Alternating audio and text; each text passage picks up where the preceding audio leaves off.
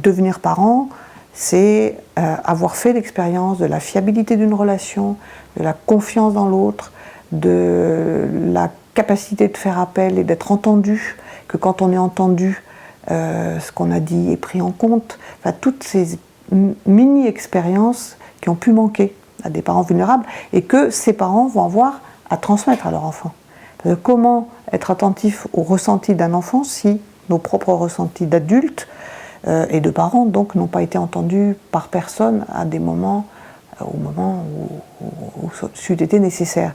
Donc on ne refait pas le passé, mais on peut réécrire, enfin, un présent structuré et ajusté peut permettre de réécrire le passé. Et c'est ce qu'on a découvert dans ces pratiques de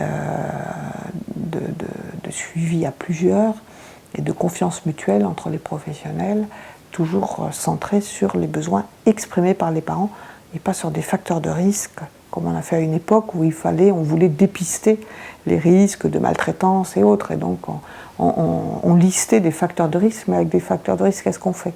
Tandis que si ces parents, cette future mère, est entendue par un professionnel dans un dialogue suffisant, et qu'elle peut dire ses propres besoins, on va s'appuyer sur ses sentiments, sur ses ressentis, pour ajuster notre système. C'est complètement à l'opposé des facteurs de risque.